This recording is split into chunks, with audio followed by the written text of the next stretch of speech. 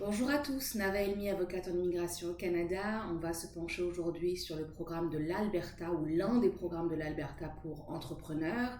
L'Alberta a plusieurs sous-programmes pour entrepreneurs. On a déjà vu le programme spécifique aux entrepreneurs qui sont prêts à aller s'installer dans une région rurale de l'Alberta. Donc l'Alberta est l'une des provinces du Canada. Et nous avons déjà publié une vidéo ainsi qu'un article sur nos réseaux sociaux sur ce programme-là. Et aujourd'hui, on va se pencher particulièrement sur le programme de l'Alberta pour entrepreneurs qui auront un concept d'affaires innovateur et qui souhaitent venir s'installer dans cette province-là. Donc, on va voir les conditions. Donc, tout d'abord, il vous faut absolument un diplôme postsecondaire obtenu durant les 10 dernières années. Donc même si le programme n'a pas de minimum d'âge, cette condition-là est obligatoire, donc le diplôme obtenu durant les 10 dernières années. Ce diplôme-là va devoir faire l'objet d'une accréditation auprès d'une agence canadienne spécialisée là-dedans pour confirmer le type de diplôme que vous avez eu, l'industrie dans laquelle vous avez eu ce diplôme-là et évidemment la date d'obtention de votre diplôme. Ensuite, au niveau de l'expérience, on vous demande un minimum de 6 mois d'expérience en tant que manager, donc senior manager ou en tant que propriétaire d'entreprise. Vu que le programme cible des entrepreneurs, évidemment, le fait d'avoir eu une expérience en tant que manager ou en tant que propriétaire est extrêmement importante pour ce programme-là. Ensuite, la langue, on vous demande de passer un test de langue basique en français de niveau 5. Ça s'applique à presque tous les programmes entrepreneurs au Canada. Si vous écoutez cette vidéo-là et que vous arrivez à comprendre, vous n'aurez absolument aucun problème à passer un test de français de ce niveau-là. Maintenant, c'est le niveau basique. Plus vous avez un niveau élevé et plus votre profil a de l'attrait pour la province. De plus, la francophonie est en forte demande à l'heure actuelle au Canada. Il faut savoir que le Canada est un pays bilingue, français-anglais, et qu'on a une politique d'attraction des francophones extrêmement importante au Canada, surtout en ce moment. Parlons d'argent, parlons d'investissement. Combien est-ce qu'il faut investir dans votre propre business en tant qu'entrepreneur dans la province de l'Alberta? Il faut un minimum de 100 000 dollars canadiens d'investissement si l'entreprise se trouve dans un centre urbain, ou alors de 50 000 dollars canadiens si votre entreprise se trouve en dehors des deux grandes villes qui sont Calgary et Edmonton en Alberta. En plus du minimum d'investissement, il faut également démontrer que vous avez assez d'argent pour subvenir à vos frais de subsistance, logement, nourriture, transport, etc. pour vous et votre famille, si vous décidez de venir avec votre famille. Donc, en moyenne, on parle pour une famille de 4, par exemple, de 25 000 dollars canadiens que vous devez démontrer sur un compte bancaire en liquidité. Okay. Donc, je vais poster également un article sur ce programme-là et vous pourrez trouver les chiffres exacts concernant le minimum requis pour les frais de subsistance.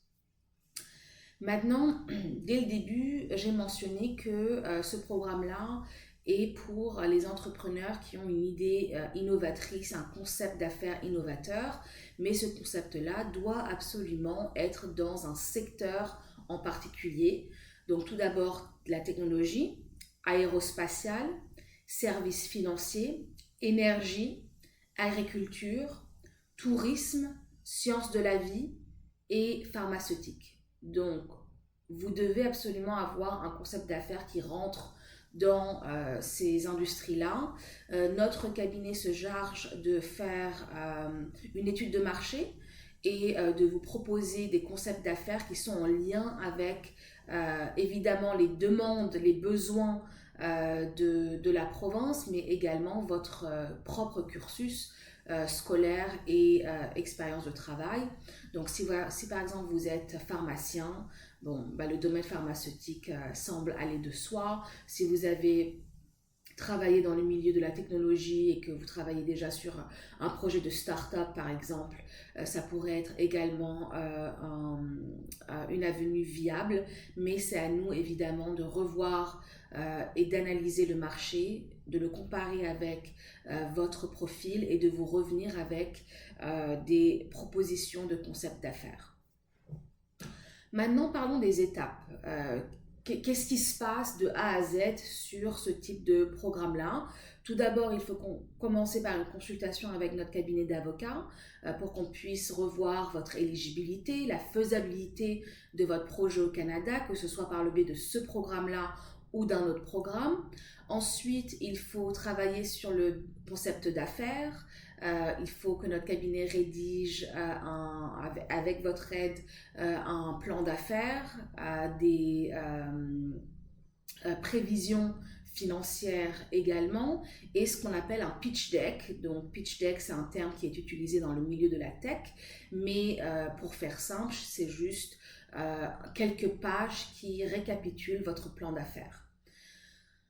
Ensuite, une fois que cela est fait, on envoie votre projet, votre concept d'affaires, le plan d'affaires, etc. à une agence de développement économique dans le Canada. Donc l'Alberta a déjà présélectionné quelques agences et ces agences-là font office de développement économique, également d'accélérateur, d'incubateur.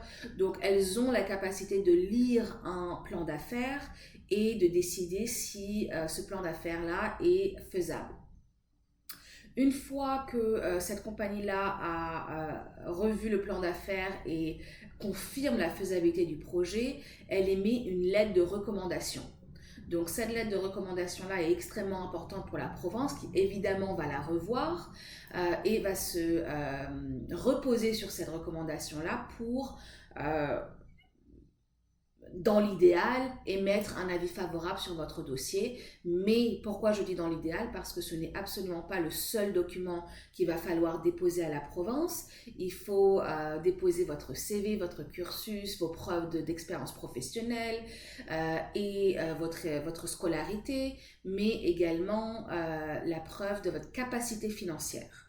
Donc, on vous demande tous les documents financiers, les investissements que vous avez faits, les fonds que vous avez en liquidité sur vos comptes bancaires.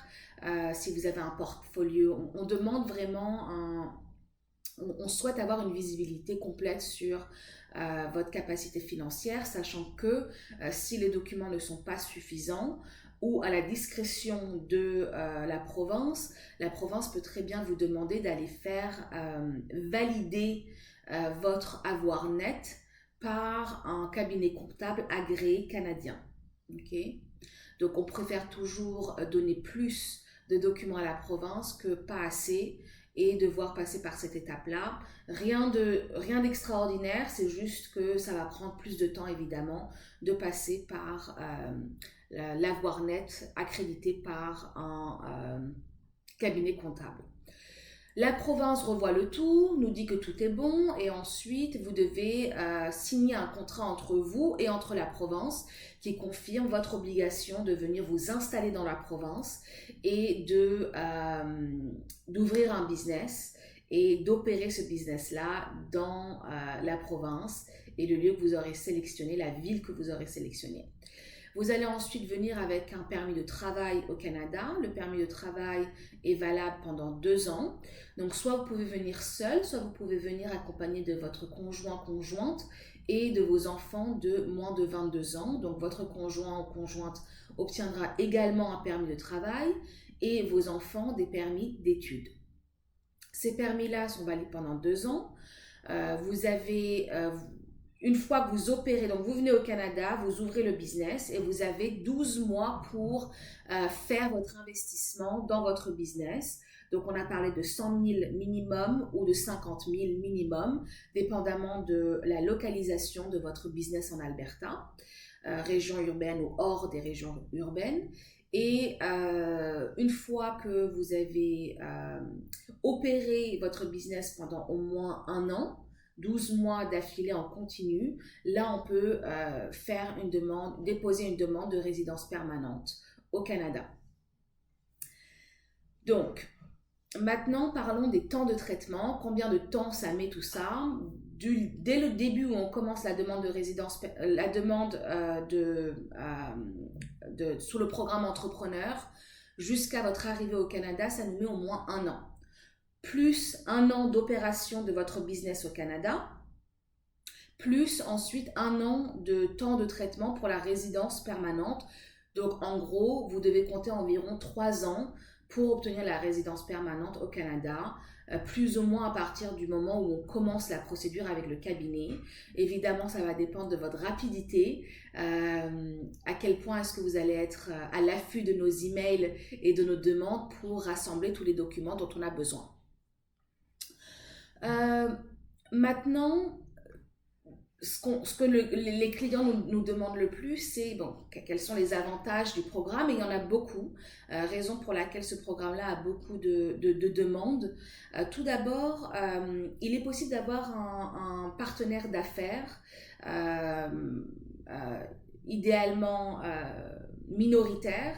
Ce partenaire d'affaires-là doit être canadien ou résident permanent. Okay? Ça ne peut pas être un partenaire d'affaires de votre pays d'origine, par exemple un frère ou un cousin ou un partenaire d'affaires de votre pays. Ça doit être absolument un résident permanent ou un citoyen canadien. Ensuite, vous avez l'aide, l'encouragement et le soutien de l'Agence de développement économique qui a émis la lettre de recommandation, et les provinces telles que l'Alberta ont beaucoup d'aide communautaire. Donc même si vous allez en dehors de cette agence de développement-là, vous allez recevoir énormément de soutien pour venir vous établir, vous et votre famille, vous établir au sein de la province, ce qui est évidemment extrêmement important lorsqu'on est immigrant et lorsqu'on est entrepreneur, d'autant plus. L'investissement, le taux d'investissement est très bas par rapport aux autres programmes d'entrepreneurs au Canada. Comme je vous ai dit, on parle de 100 000 dollars minimum ou 50 000 dollars minimum. Vous ne trouverez pas ça dans d'autres provinces. On a la Colombie-Britannique avec 100 000 dollars minimum d'investissement également, mais dans des régions rurales. Okay, donc évidemment, ça attire pas mal de personnes. Ensuite, le seuil du test de langue de français de niveau 5 est extrêmement bas. Donc, c'est faisable pour toutes les personnes qui ont un niveau basique en français. Votre famille peut vous accompagner au Canada dès le premier jour. Donc, lorsqu'on fait une demande de permis de travail, on peut également en même temps déposer une demande de permis de travail pour votre conjoint ou conjointe et des permis d'études pour vos enfants. Donc, vous n'avez absolument pas besoin d'attendre d'avoir la résidence permanente pour faire venir votre famille avec vous. Okay? J'aimerais aussi mentionner le fait que le programme est assez rapide. On a des réponses plutôt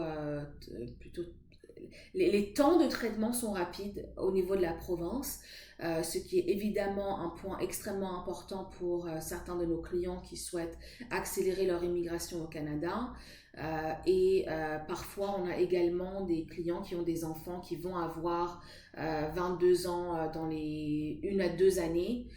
Qui arrivent, et donc il est extrêmement important d'avoir un programme qui puisse nous amener à la résidence permanente le plus rapidement possible. Parlons des désavantages également. Donc tout d'abord, c'est un programme d'investissement actif et non pas passif. Ça veut dire quoi? Ça veut dire que vous devez activement venir au Canada, vous installer en Alberta et opérer le business vous-même en personne. Donc, vous ne pouvez pas avoir une activité au pays et penser venir uniquement pendant certains mois au Canada. L'Alberta va vraiment vous regarder, vous analyser de près et s'assurer que votre établissement en Alberta est de façon permanente, de façon continue et que c'est bien vous qui managez votre business ici. Ensuite, vous devez poursuivre votre activité entrepreneuriale jusqu'à l'obtention de la résidence permanente.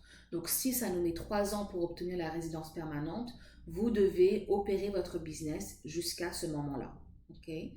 C'est pas parce qu'on dépose une demande de résidence permanente que cela signifie que vous avez l'option de pouvoir repartir au pays ou de vous installer ailleurs au Canada.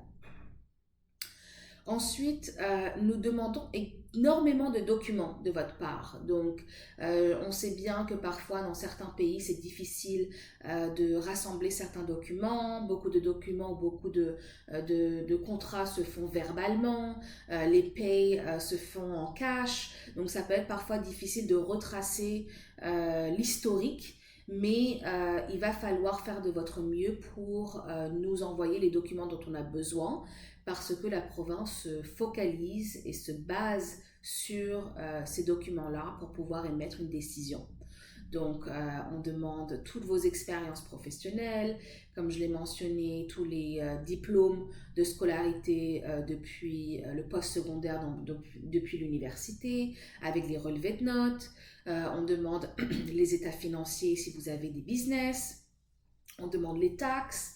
On demande les preuves de votre avoir net, les propriétés que vous avez, etc., etc. Donc, c'est quand même un dossier qui est robuste et on doit absolument avoir tous ces documents-là pour pouvoir solidifier une demande, surtout en tant qu'entrepreneur.